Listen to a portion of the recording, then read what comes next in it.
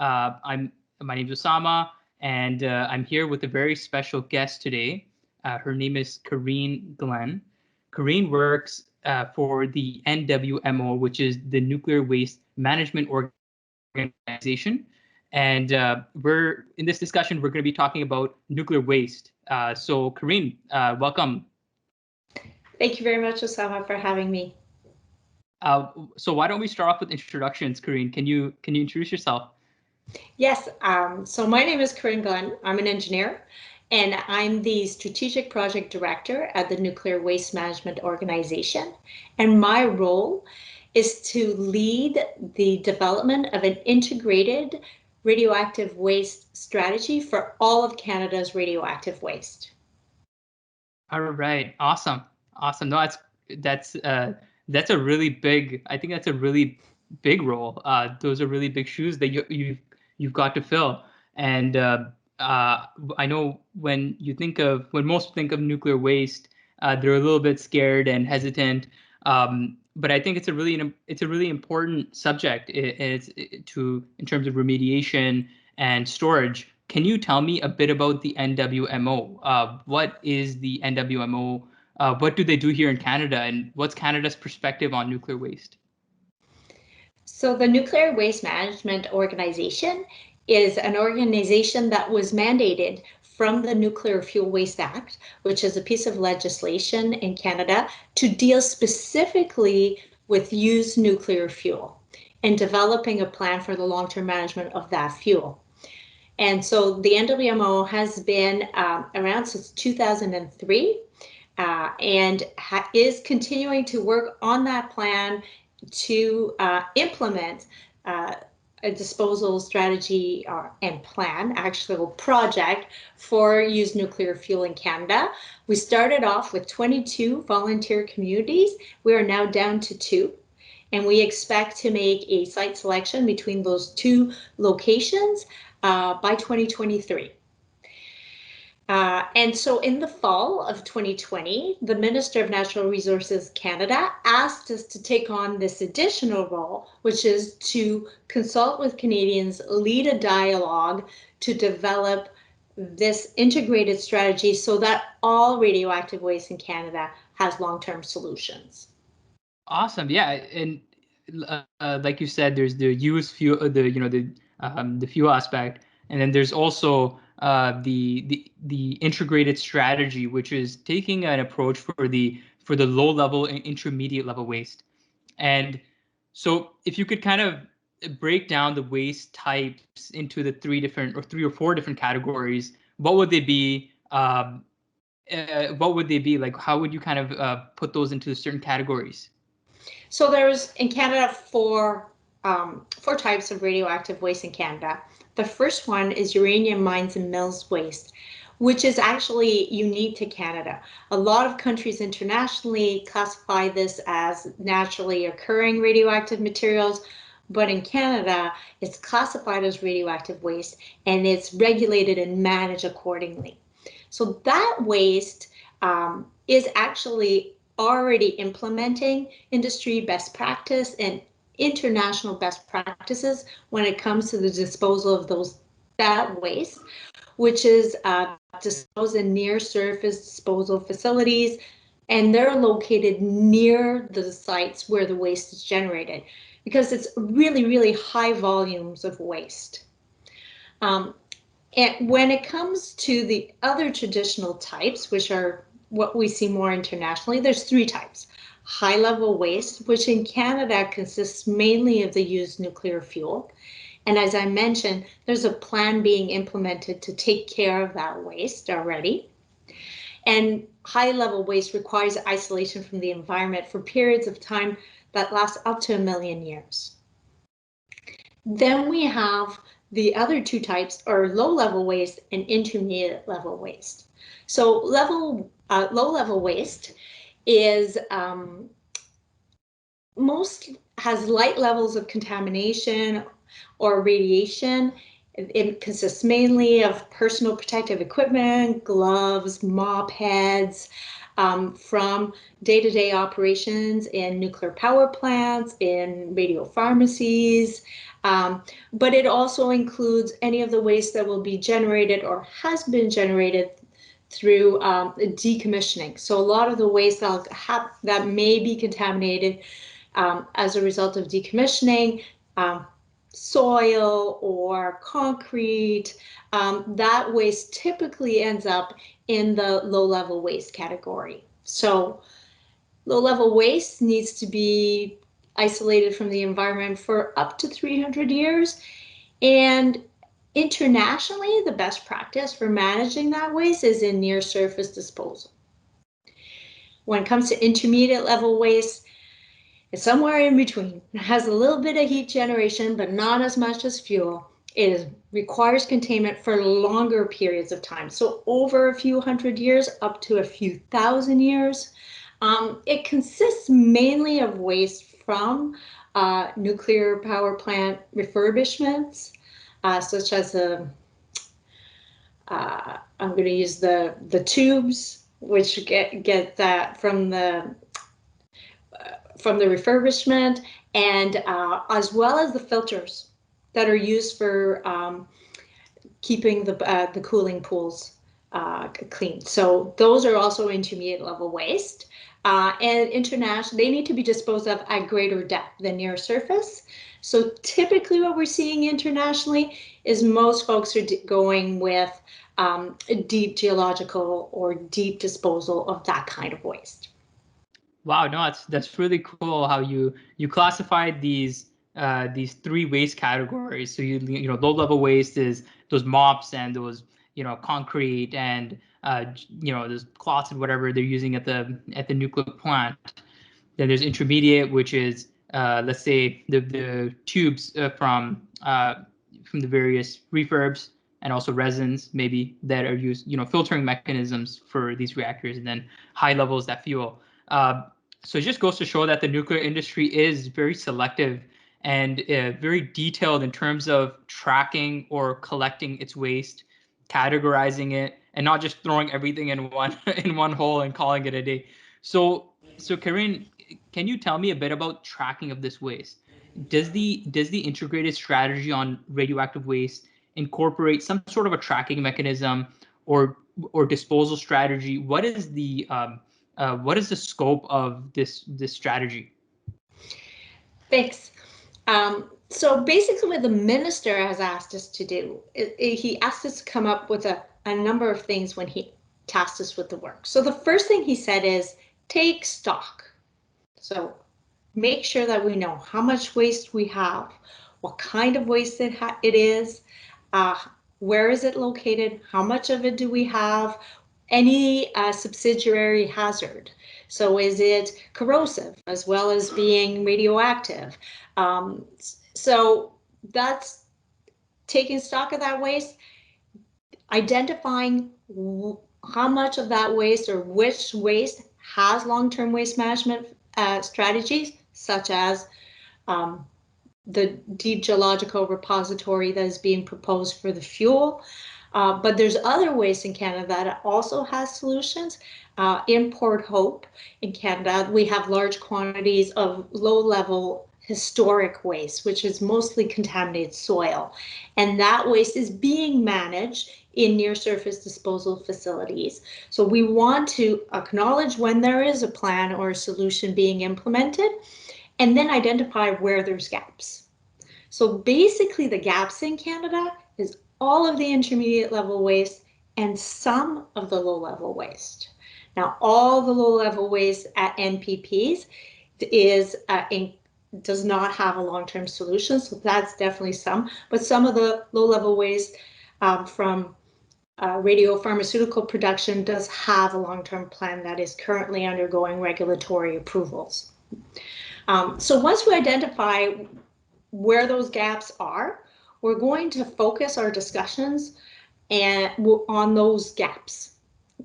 And we are at this time starting off with no plan. So there's no predetermined outcome. We're asking interested parties, so industry, the waste owners, the regulators, the government, Canadians, Indigenous peoples, civil society organizations, to come together and help us, give us their input on what they think we should do with that waste. Now, we're not going to start with a blank slate and say, well, let's shoot it into the sun, for instance. It has to be technically feasible in terms of solution. So for instance, we're going to take a look at what's being done internationally and bring forward some of those solutions, like I mentioned when I was describing the different types of waste, near surface disposal, deep geological repositories. We're going to put those pieces on the table and ask Canadians to help us make recommendations back to the minister as to what technical options would work best in Canada. And to do that, we're also going to consider science, technology, Indigenous traditional knowledge where it's available. And then we're going to formulate recommendations back to the minister, not just on the technical options, but also on broader considerations, such as how many facilities should we build, right? Should we bring all the low-level waste together and only build one facility? Or should we build multiple facilities near where the waste is stored today? So we're going to be examining all those questions, making recommendations back to the minister, and then asking the minister and then the minister will make a decision based on that. Wow, that's such an interesting approach that you're taking, and I think this is a very unique approach where you're, instead of coming up with the plan and kind of imposing that plan upon the community and organizations, you're kind of starting from ground up. You're kind of gauging the the questions and kind of understanding the playing field, and then starting to develop a strategy from then on, right? Getting people's perspectives and whatnot. So I think that is really unique and a very collaborative approach to making this decision, and a really important decision. And what are the impacts? Like, what are the long-term impacts of using such an approach? Do you think this kind of builds bridges between communities, like the Indigenous community? Um, what are your thoughts?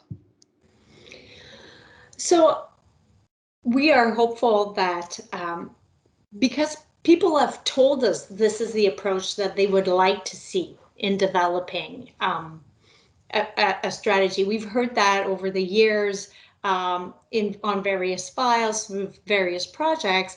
They want to have a say earlier rather than after the fact.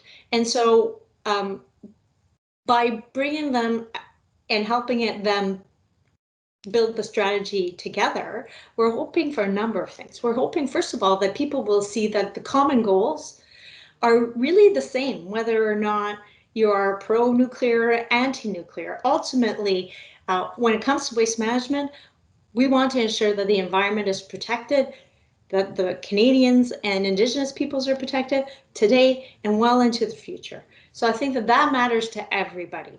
We're hoping that by working together collaboratively, we're going to see points on which we can agree and use those points of commonality to help build a strategy which will hopefully have broader public acceptance than other projects in the past. That's super interesting, and I see so many advantages with taking such a collaborative approach.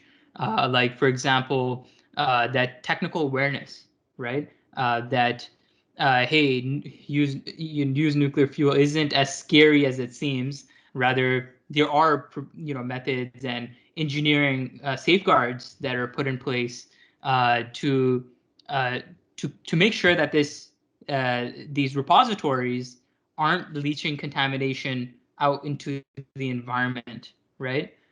So what are some of the typical questions that you get when it comes to use nuclear fuel or nuclear waste? What are some common misconceptions that people usually have?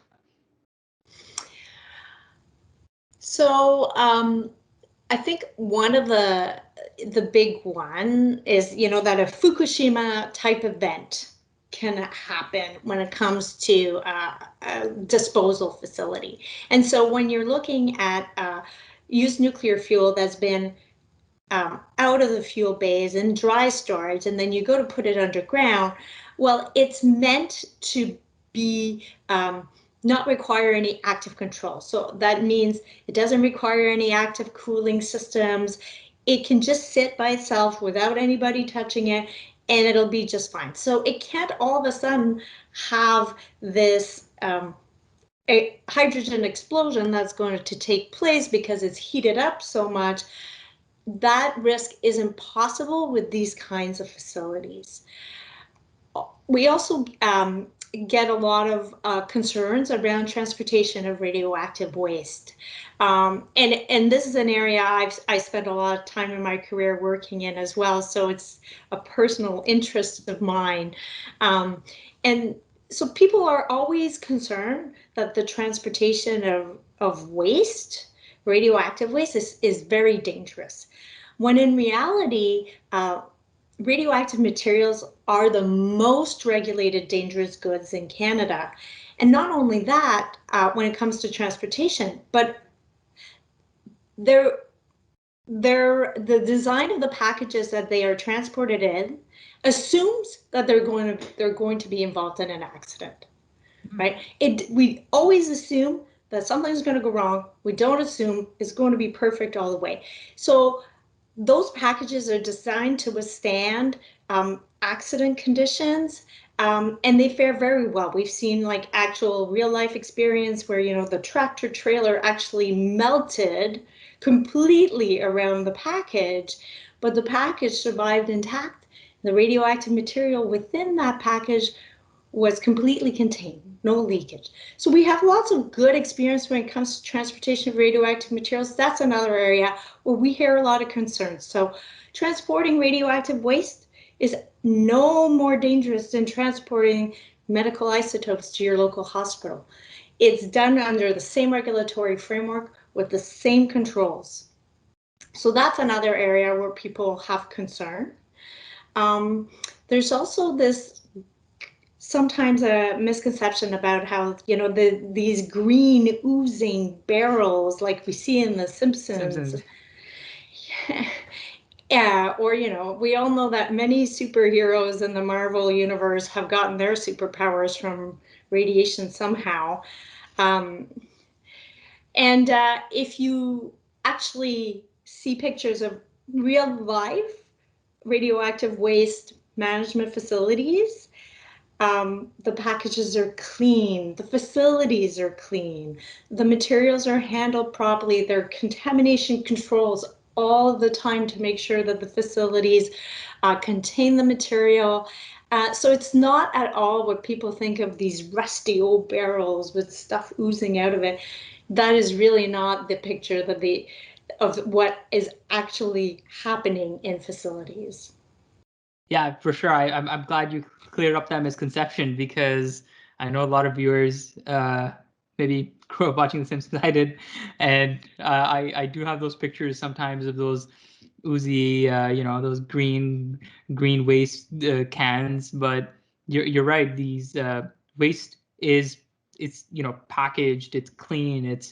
There's a process, and it's streamlined, and you know, there's a tracking mechanism. So no, thanks for highlighting that. So Karine, the question I have for you is, you're hosting this very exciting Canadian Radioactive Waste Summit that's taking place at the end of this month. Can you tell me a bit more about this summit? What are some of the things you're looking forward to at that summit? So this is our big launch of our engagement for the integrated strategy dialogue. So we're starting off our engagement with a bang with this 3-day event, which is entirely online, entirely free, and open to anyone who wants to register. So I'll start off by saying that the more the merrier. We have 3 days of keynote speakers and panels. And really, we're focusing on those social concerns, those issues we want that people bring to the table in terms of what's important to Canadians and Indigenous peoples, to youth, to people in the communities where the waste is stored today.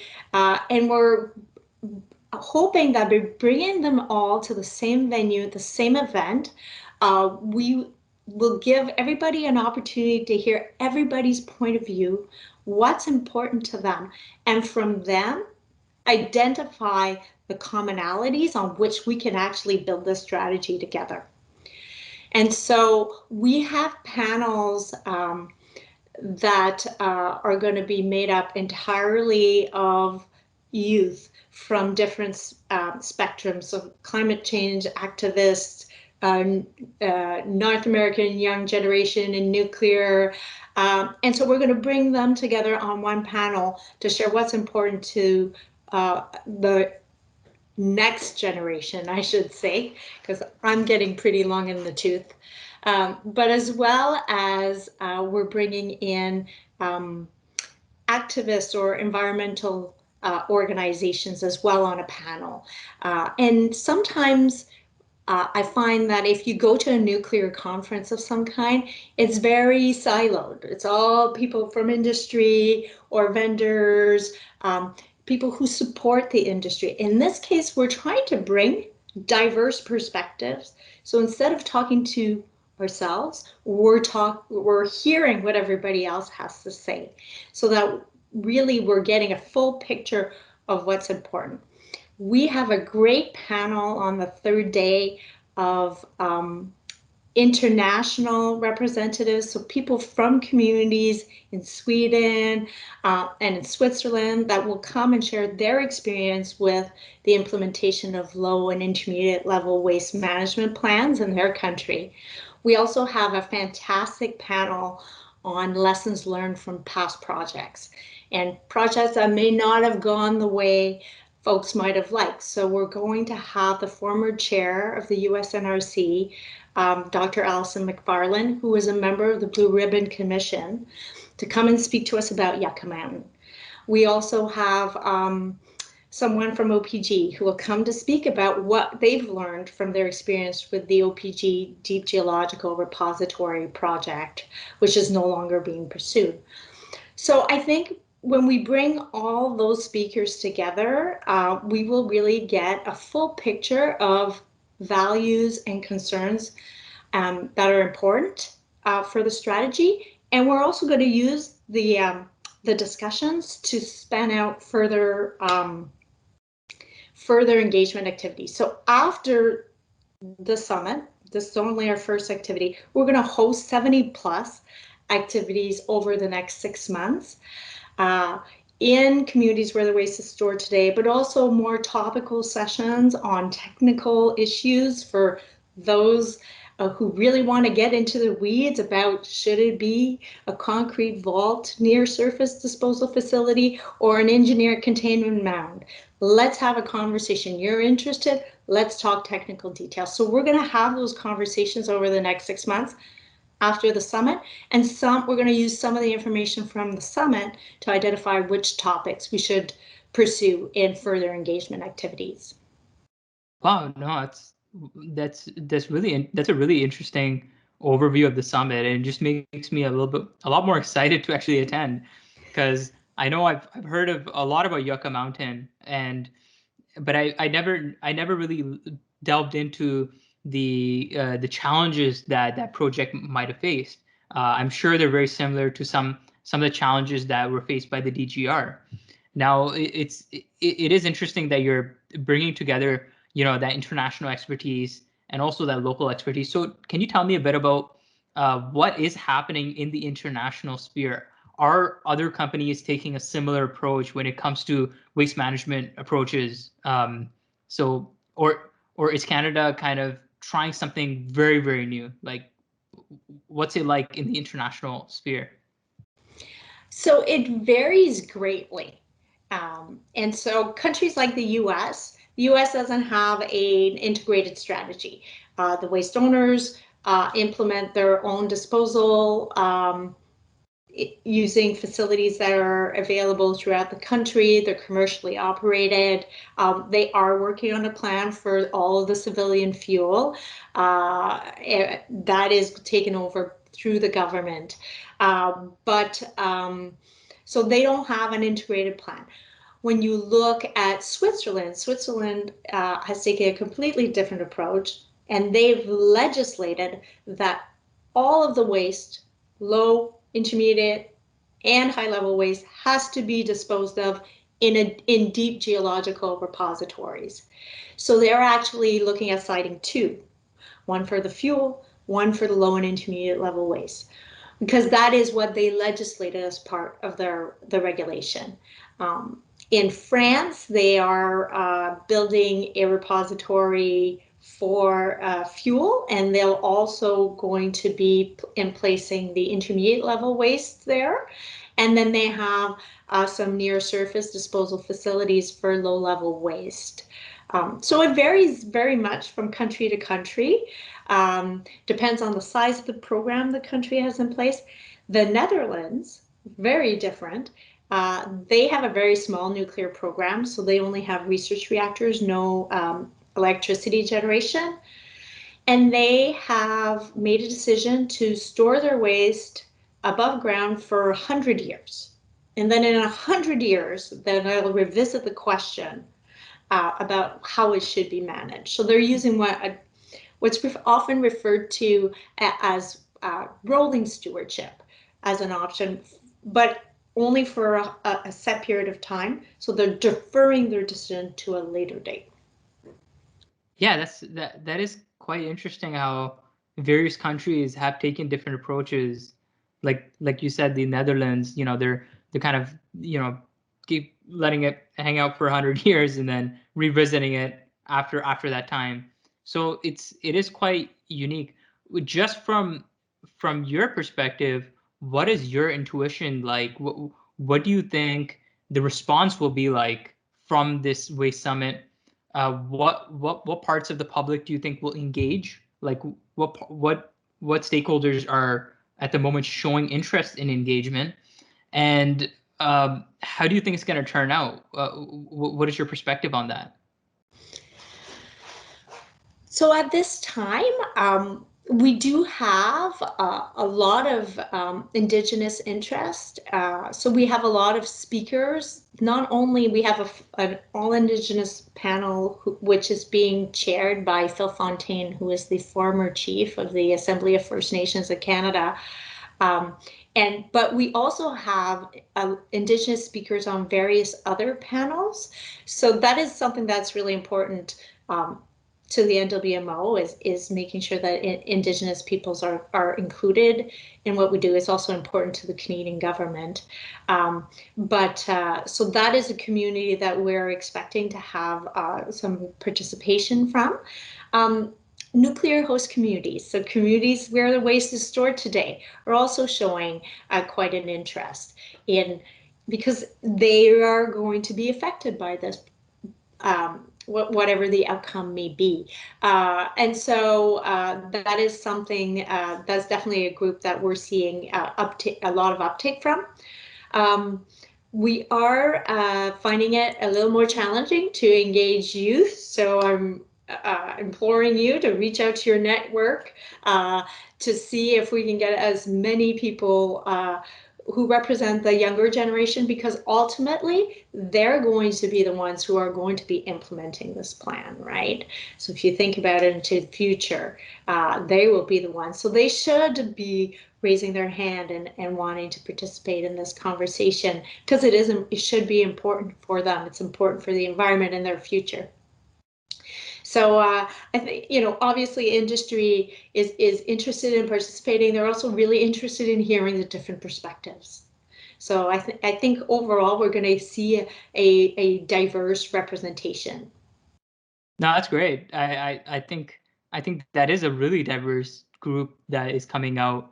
The Indigenous groups, the industry, possible host communities. You're targeting toward young people as well, and I think it's important to have those unique perspectives, and engagement on an online platform I think it's going to be unique as well. And it's going to be really interesting. What are some of the features that have you built in some sort of features into this platform, the online approach, to collect data? Because I feel like when it's an in-person summit, sometimes it could be very tough to collect data. You have to give out surveys, and it's kind of boring. But when you're on a computer at home and you're engaging on an online platform, sometimes it's easier to have that data collection process. So have you kind of has your group explored that avenue and kind of collecting that data and on that online platforms? Yes, definitely. We are planning on having not just sessions where you get to sit and listen to people talk, but a lot of our sessions have question and answers period.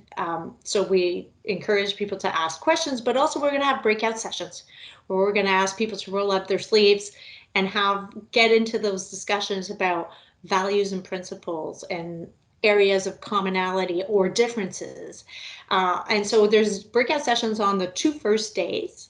So the first day and the second day, both of them in the afternoon, where we're going to use split people up according to their language of choice, because we will have breakout groups in French and English. So anybody who wishes to participate in French will have the opportunity. We're also looking at maybe having some online polls during some of the sessions. The other thing that we're doing that's I think is really interesting and different is we're going to have some graphic digital recording. So that means there's an artist who is actually going to be listening and visually translating the conversation into pictures. And he'll be doing this using a live electronic board. And so people will be able to, at times, check in on what the artist is recording and seeing how that's taking shape. And when we do our final day recap at the end of the 3 days, the graphic artist is going to share his vision and what he heard from the summit as well, visually, not just with words. Wow. Wow. So I think that just goes beyond kind of the storytelling aspect of just, hey, this is the narrative of the whole waste topic discussion. But I that's such an innovative approach that you have this talented artist who's there on the sideline, just listening in the auditory information, and then visually kind of narrating the conference as it goes about. Wow, that's super cool. But I'm I'm genuinely interested in seeing how that painting will turn out.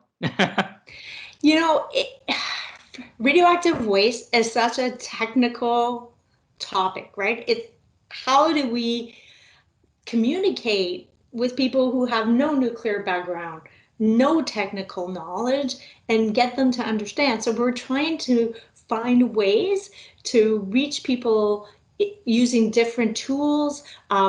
We also have videos that we've produced for the initiative, which we'll be putting up on our website. We're going to be having surveys that will be open to all Canadians in the coming months.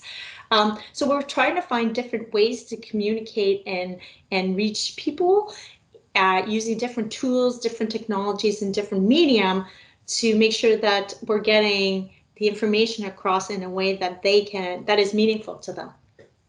Uh, wow, absolutely. I think you're right. It's so much more effective to quickly show someone a piece of art that they can admire and instantly like connect with, as opposed to a 25-page report, which is like has all these numbers and calculations and many a times very difficult to understand. What you would, I think, the impact of that strategy would be so large and hit the emotion, because I think that's what art does. It really it impacts you like directly.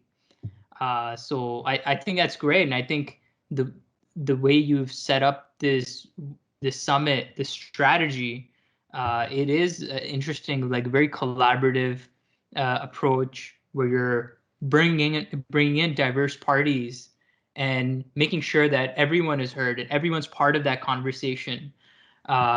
So I think personally, I think that's a really that's an amazing approach, especially when it comes to radioactive waste. Such a sometimes it's almost like a taboo topic, right? Like, oh, what is this thing? So that's awesome. And just to end off, what would a successful waste summit look like for you? So just to end the summit off, March 31st, it ends. What would success look like for you? It actually ends April 1st, so all the Sorry. 30th, the 31st, and the 1st. But what it would look like is if really to get those diverse voices on the table, to get everyone a chance to listen to what everybody else has to say. But I think the real success for me would be to get people to identify the common ground. If we can get everyone who comes together to say, here's the things that we agree on, then we can actually have something to build on. No, absolutely. Absolutely. And I think there will be a lot of things to agree on, especially when this kind of mystery box of nuclear waste is understood. And I think I think that venue kind of not forces, but it nudges people toward understanding, toward kind of developing that common ground. So and uh, with online format, it's even better because now it's so much more accessible to everyone else, right? Absolutely. The other thing I want to point out is because it is online, um, and we understand 3 days is a long time for people to give up to talk about radioactive waste, and that's a lot of radioactive waste for a lot of people. So take a look at the program once it's up on our website at radwasteplanning.ca. Radwasteplanning.ca, that's our website. Take a look at our program. And if there's some sessions that you're really interested in, come register. Come for those sessions. Even if you catch one or two sessions that are of interest to you, we encourage you to do that. And the virtual platform is actually allowing people a little more flexibility. Obviously, we'd love you to stay for the whole 3 days and definitely participate in the discussion groups.